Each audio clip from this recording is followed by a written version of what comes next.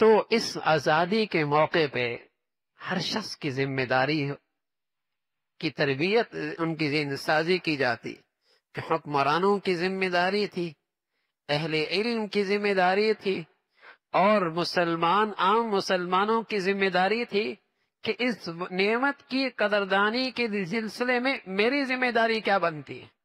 کہ ہم اس وطن عزیز کی جو آزادی ہے اس کے ثمرات حاصل کر سکیں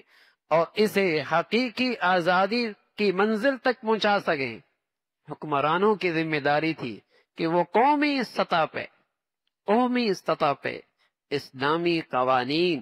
اسلامی تعزیرات، اسلامی حدود اور مسلمانوں کے لیے ایسا ماحول مہیا کرنے کی کوشش کرتے جہاں مسلمانوں کے لیے اسلام پہ عمل کرنا آسان تھا۔ اور اہل علم کی ذمہ داری بنتی ہے کہ وہ اپنی زندگیاں مسلمانوں کی اصلاح اور مسلمانوں کو اللہ کی طرف بلانے کے لیے اپنی زندگیاں وقف کر دیتے۔ اور عام مسلمان کی ذمہ داری ہے کہ وہ اپنے دائرہ زندگی میں اسلام کو زندہ کرتا، کارخانے دار ہے، صنعت کار ہے، بازار میں رہنے والا ہے، گھر کی زندگی اختیار ہے، وہ اپنے دائرہ کار میں اسلام کو زندہ کرتا۔ اور سچ یہ ہے کہ اس وطن عزیز کا استحکام کا واحد ذریعہ یہی ہے، اس وطن عزیز کے استحکام کا واحد ذریعہ یہ ہے کہ یہاں اسلامی زندگی کی آبیاری اور ذہن سازی کی جائے تاکہ یہ پوری قوم متحد رہے اس بات پر کہ اسلام ہی ہماری زندگی کا اوڑھنا بچھونا ہے۔ اور جہاں یہ اسلام کا رشتہ کمزور ہوا،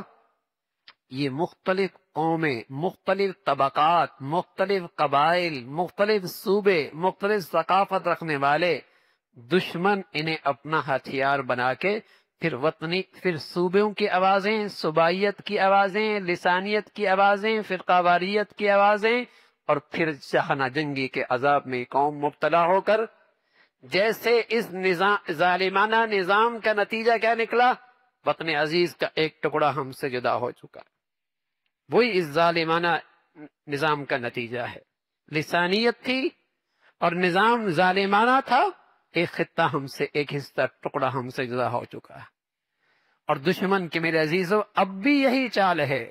کہ مسلمانوں کا اسلام سے رشتہ کمزور ہو، اور پھر یہ جو ازداہے ہیں فرقہ واریت کے، اور جسے آپ یہ کہیں کہ آپس کی خانہ جنگی کے، اسے خوب ابھارا جائے اور مسلمانوں کو آپس میں ٹکڑے ٹکڑے کر کے اس ملک کو تقسیم کر دیا جائے۔ تو اس ملک کا تحفظ، اس ملک کا استحکام ہر شخص کی ذمہ داری ہے کہ وہ اپنے دائرہ کار میں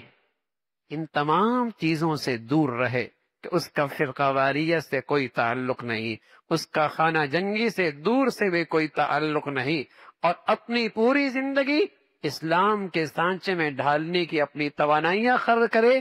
یہی ایک سچے مسلمان کا تقاضا ہے اور سچے پاکستانی کا تقاضا ہے، اور یہی اس آزادی کی نعمت کی قدر ہے کہ جو ہم سے بن پڑتا اس وطن عزیز کے استحکام کے لیے، ہم اس سے پیچھے نہ رہیں، اپنے مفادات کو نہ دیکھیں، اپنی ذاتیات کو نہ دیکھیں، اسلام کو دیکھ کر، وطن کو دیکھ کر اپنی زندگی کی ترتیب بنائیں۔ یہ اسلام کا بھی حق ہے، وطن عزیز کا بھی حق ہے۔